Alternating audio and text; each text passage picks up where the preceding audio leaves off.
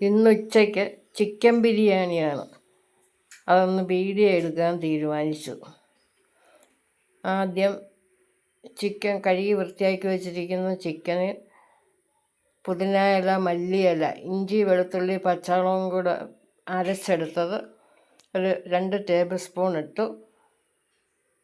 ഉപ്പുപൊടി, മഞ്ഞൾപ്പൊടി, പെരുംജീരകം ഇട്ട് ഒരു ഏകദേശം 3/4 കപ്പ് തൈരും കൂടെ ഒഴിച്ച് നല്ലപോലെ പുരട്ടി ചിക്കൻ റെസ്റ്റ് ചെയ്യാൻ വെച്ചു.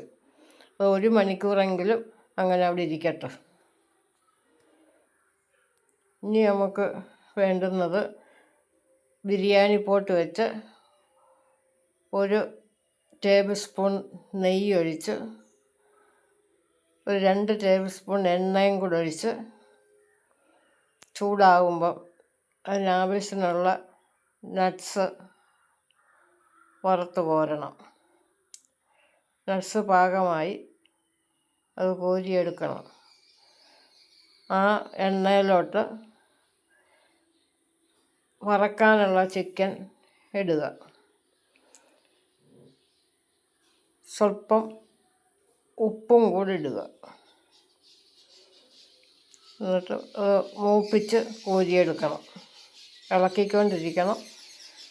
അങ്ങോട്ടോ തിരിഞ്ഞ് അത് കരിയുകയും ചെയ്യും. ഒരടുപ്പിലോട്ട് പാത്രം വെച്ച് മസാലകൾ ബേ ലീഫ്, ഏലക്ക, ഗ്രാമ്പൂ, പട്ട, ആവശ്യത്തിന് ഉപ്പും ഇട്ട് 2 ക്യാരറ്റും കൂടി അരിഞ്ഞതിട്ടു. 1 ടേബിൾ സ്പൂൺ നെയ്യും ഒഴിച്ച് അത് തിളയ്ക്കാൻ വയ്ക്കണം. ഞാൻ 3 കപ്പ് അരിയാണ് എടുത്തത്. 6 കപ്പ് വെള്ളം ഒഴിച്ചു. അത് ഞാൻ അവിടെ നിന്ന് തിളയ്ക്കട്ടെ. അപ്പോഴത്തേക്ക് ഉള്ളി പരുവമായി അത് കോരിയെടുത്ത് വെച്ചു. ഇനി 1 ടേബിൾ സ്പൂൺ നെയ്യും കൂടെ ആ പാത്രത്തിലോട്ട് തന്നെ ഒഴിച്ചിട്ട് ബേ ലീഫ്, പട്ട, ഗ്രാമ്പൂ, തക്കോലം, ഒരു ടീസ്പൂൺ സാജീരകവും കൂടി ഇട്ട് മൂക്കണം.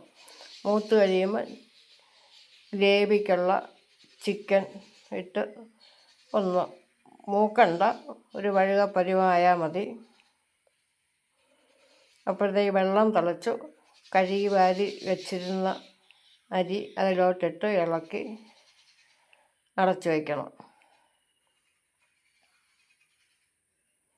അത് ഞാൻ ഇവിടെ നിന്ന് തിളക്കട്ടെ. ഉള്ളി പരുവമായി ഇഞ്ചി വെളുത്തുള്ളി പേസ്റ്റ് ഇട്ടു. അതൊന്നും മൂത്ത മണം വരുമ്പോൾ തക്കാളി ചേർക്കണം. ഞാൻ 5 തക്കാളി അരിഞ്ഞ് വെച്ച് അത് മുഴുവൻ ചേർത്തില്ല. 3 കപ്പ് അരിയല്ലേ ഉള്ളൂ. അതിന് ഒരു ഏകദേശം 4 തക്കാളിയോളം ഇട്ടു. ഇനി അതൊന്ന് മൂക്കണം. ഒരു പകുതി വേവാകണം. ആ സമയത്ത് നമുക്ക് ശകലം ഇലകളൊക്കെ ഇടണം. അരി ഇളക്കി നോക്കി. അരി ഏകദേശം പാകമായി. വറ്റിച്ചെടുക്കുക, ഊറ്റുന്നില്ല. ഒരു പകുതി വേവായി. ഇനി അതവിടെ അടച്ചു വെച്ചാൽ മതി. ഇനി ചിക്കനൊക്കെ ആകുമ്പോഴത്തേക്ക് അത് നമുക്ക് ഇടാം. തീയും ഓഫാക്കി വെച്ചതിൻ്റെ. അപ്പം തക്കാളി ഉള്ളിയൊക്കെ പരുവമായി. അതിനകത്ത് ഒരു ഏകദേശം 1 ടീസ്പൂൺ മുളക് പൊടി, മഞ്ഞൾപ്പൊടി, കുരുമുളക്, ഗരം മസാല, ഞാൻ ശകലം മല്ലിപ്പൊടിയും കൂടെ ചേർക്കും. അത് 1 ടീസ്പൂൺ ഇല്ല.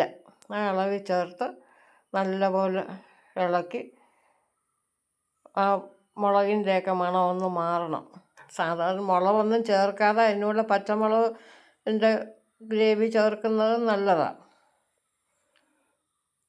പുരട്ടി വെച്ചിരിക്കുന്ന ചിക്കൻ അതിലോട്ടിടുന്നു.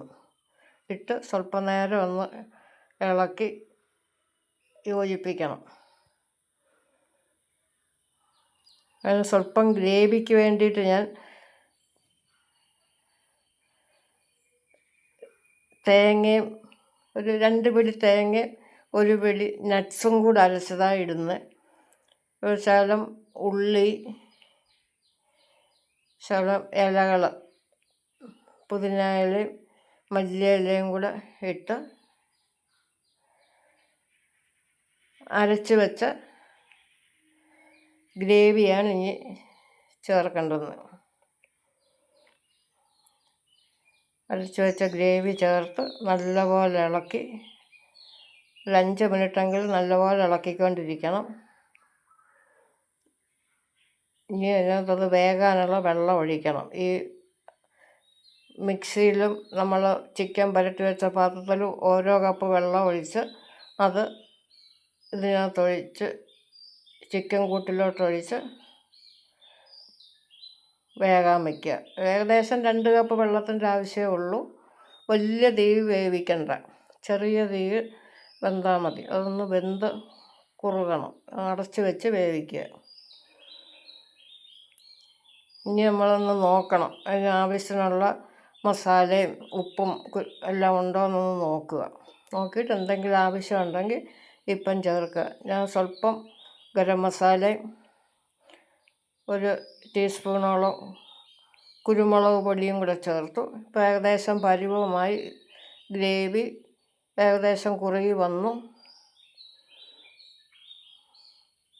ഇനി ഞാൻ സ്വല്പം ചിക്കനും ഗ്രേവിയും കൂടെ ഒന്ന് കോരി വയ്ക്കും. അത് അവസാനം മുകളിലിടാൻ. ഗ്രേവിയാ മതി, ചിക്കനില്ലാലും കുഴപ്പമില്ല. ഇനി പുതിനയില ശകലം ഇട്ടു, മല്ലിയില ഇട്ടു, വറുത്ത് വെച്ചിരുന്ന സ്വല്പം സവാള നട്ട്സും ഇട്ടു. ഇനി നമ്മുടെ പറ്റിച്ച് വെച്ചിരുന്ന ചോറാണ്.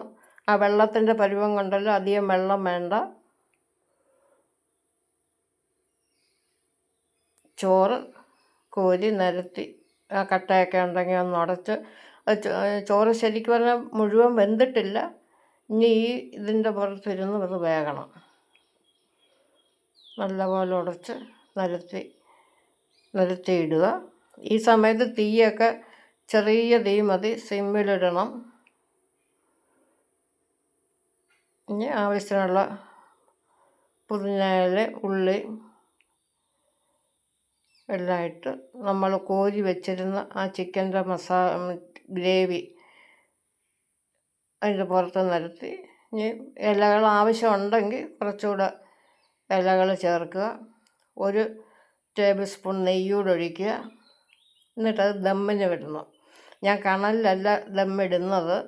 അത് തിളച്ച വെള്ളം അടപ്പിൻ്റെ പുറത്ത് വയ്ക്കും. അടിയിലാണ് നമ്മുടെ നോൺ സ്റ്റിക്കിൻ്റെ തവ, ചപ്പാത്തിയൊക്കെ ഉണ്ടാക്കുന്ന തവ വെച്ചിട്ട് വേണം ഞാൻ ഈ പാത്രം വയ്ക്കുന്നത്. അല്ല ഗ്രേവി കരിഞ്ഞു പോകും. എന്നിട്ട് ചെറിയ തീയിൽ ഒരു 10-15 മിനിറ്റെങ്കിലും വെക്കണം. ഇപ്പം പാകത്തിന് റെഡിയായി. കുറേശ്ശെ അത് ഇളക്കിയെടുക്കുക. മൊത്തം ഇളക്കണമെന്നുമില്ല. ആവശ്യത്തിനനുസരിച്ച് നമ്മൾ ആ ഗ്രേവി റൈസും കൂടെ ഇളക്കിയെടുത്ത് പാത്രത്തിലോട്ട് കോരുക. നമ്മുടെ അടിപൊളി ചിക്കൻ ബിരിയാണി റെഡിയായി.